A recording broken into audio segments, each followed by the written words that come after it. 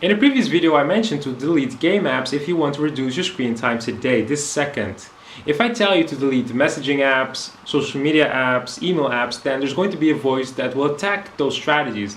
It will convince you to keep those apps. It will justify why those apps should stay on your phone. But when it comes to game apps, what can the voice say? That you need it for entertainment purposes, that you need it when you're bored, or when you're sad, when you're on the road.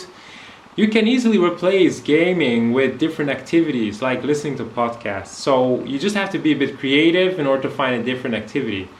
But if you want to reduce your screen time, you're complaining about your screen time, then delete game apps immediately if they are installed. Other apps that you want to delete are news apps. We want to stay in the loop. We want to know what's going on in the world. We want to know, especially with this pandemic going on, we want to know, is the world still okay? Are we heading towards the next lockdown? How long is this current lockdown lasting? What can we expect? Is there going to be a vaccine anytime soon? So we want to know what's going on in the world.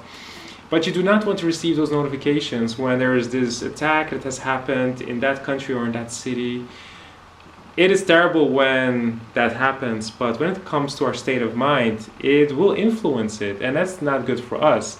News, when we are open to news 24/7, then it rubs off on us. That effect, it will hijack our state of mind. We become more fearful, more doubtful. We become more aggravated, less trustworthy. We become more scared of people around us even. So you want to be careful that news does not affect you in any negative way. You just want to be informed about what's going on, but you do not want to be confronted by every single bad thing that will happen, because bad things will always happen 24/7. Bad things will happen in the world.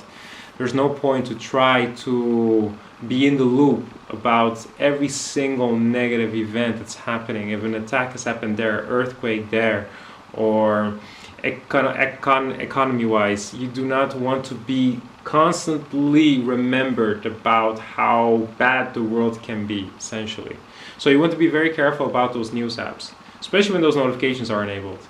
So if you want to check the news, then use a browser or use a laptop, but don't have those apps installed, because when they are installed, you are going to use those apps. I remember I had this Dutch app called nu.nl. It's a Dutch news app, and I was using it a lot because it was installed.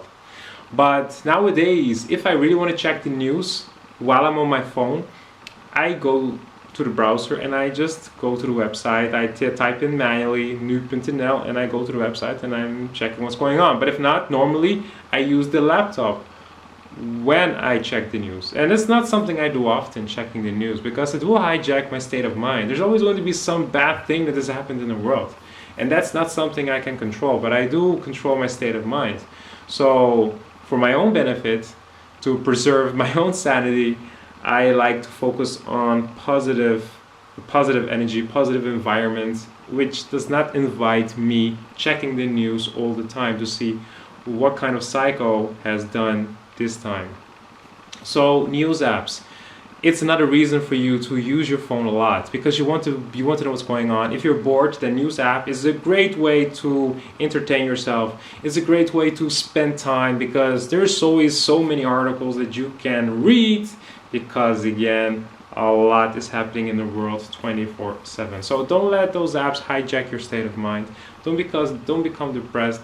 Don't just become so curious about what's happening in the world 24/7, because you will check those apps because it's there. But when it's not there, you will not use that, you will not check news so much. So from experience, I can say it is very helpful to reduce any apps related to news. Of course, if something big happens, you will find out on social media, because those apps you have still installed probably on your phone. So if something big happens, you will find out on social media. If not, use the browser or use the laptop to check what's happening in the world.